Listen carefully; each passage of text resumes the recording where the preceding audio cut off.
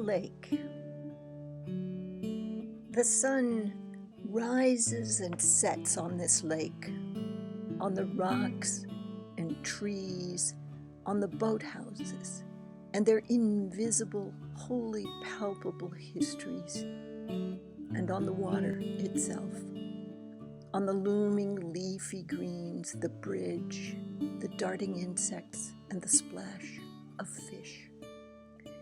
In the morning, it's all sounds, and it's no sounds, all golden water when the night draws up with the mist, all spirit when the world is laid bare to bask in the light. When they return in spring, there will be a loon who feeds, the fishes darting almost unseen, a small plip, plip. It's water on the stone buttresses of the bridge or of the rising frog, who then looks around in stillness, or there may be a croak. It's all sounds, and it's no sounds. Before the ice was fully out this spring, you could have seen one man swimming almost with the loons. But as no one else was around, they knew they were unwatched, and so the loons played in his wake, in this lake. It is this granite bowl and Eden. Inevitably, miraculously, the ice vanishes. There is a buzz. There are turtles, and the trees bring on their leaves. Birds build nests in them in the air above, or build them in the world below. There are bugs, big and small, rising on the breeze. Ferns unfold. Woodlands erupt. Deer, raccoons, beavers. The water ruffles lightly. Things scurry under the lilies, things people might never see, not even the watchful birder or the silent painter, not the early waders, swimmers, canoers, kayakers, and not the passers-by, certainly not the folks in their cars streaming by, intent on other things.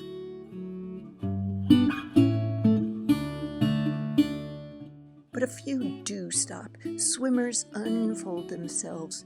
Boats are launched from the public beach. Even the ones who hardly dare will step into the water where some swear Poseidon reigns, and where yet others swear there better be no skinny dipping.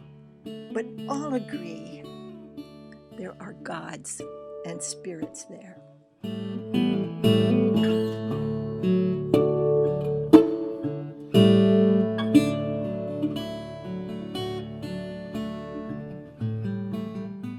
Some days are eternally bright. On some there comes a squall, wind, rain, hail. Wildness tears down off the mountain or up from the south. It's not all peace and sunrise on this lake, and it's not always straightforward fishing. One angler pulled out more than he imagined, pulled out a statue of Ganesh himself, pulled him out of this lake, cleaned him up, and took him home. Because there are gods and spirits enough, some say, without statues. This one didn't need to be on the bottom to be there.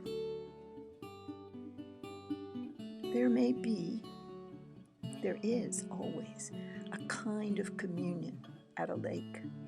Certainly there is if you show up. Some folks practice total immersion. Others prefer their yoga on the banks of the waters to feel close to nature au naturel. Some prefer to enter always from an old bathhouse, with or without a boat. They will swim out to a float and live there fully for as long as they can. Some famously might manage to dog paddle out bearing lunch in a bag, in their teeth, anything to get to the place they need to be, on the water. They also celebrate the lake, whatever they call the gods and spirits, on the water in the fall, with a parade of lights, a festival of flotation, of tradition, with their new lights twinkling like ancient stars on the water, and sometimes with grand operatic song booming from the shore to see them off. They carry with them any past they have, short or long, and every dream they can bear. It is all possible on this lake.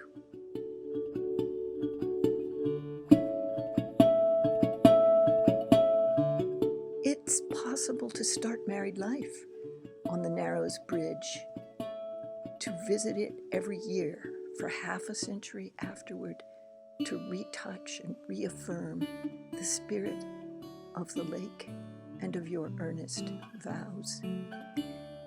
It's possible some days to just float in a little kayak in your soft human skin above those narrow parts of life, and to be held somehow aloft above the harder parts of existence.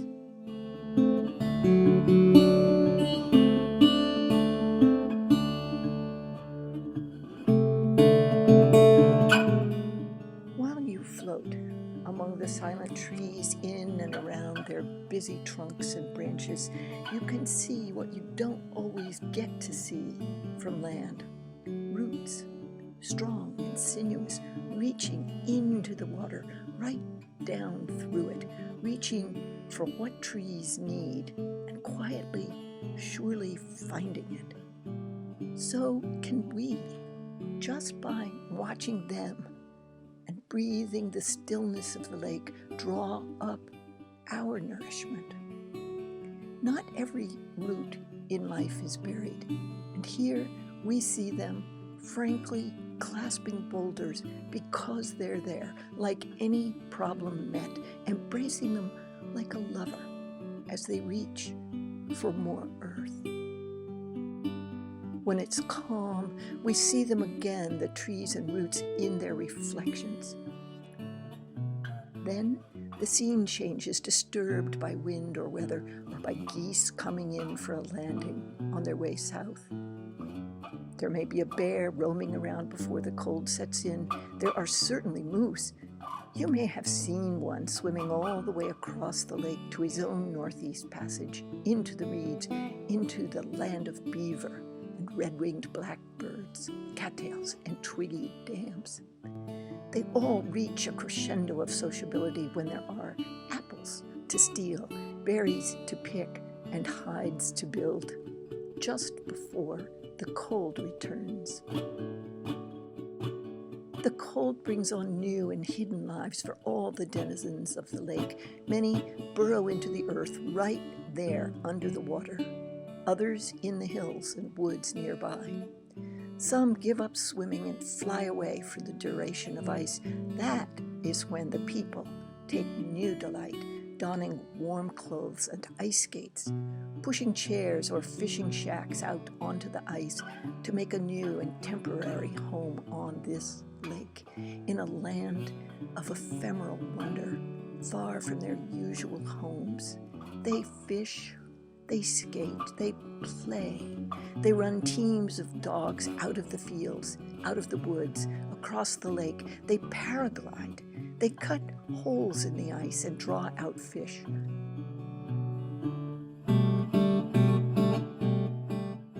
They build beseeching fires atop the ice and sit under the stars and the moon, breathing eternity, and sometimes bathing in the flicker of northern lights. We may perhaps be excused for thinking it's a special place and holding it in our hearts with fervent awe.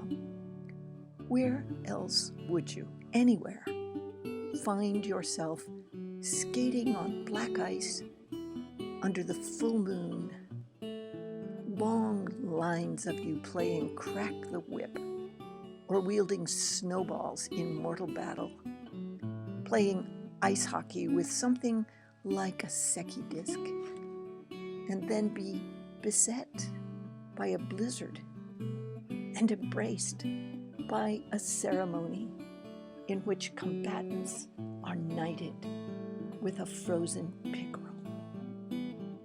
Where else? How else would you better commune with the gods and the spirits? The sun rises and sets on this lake.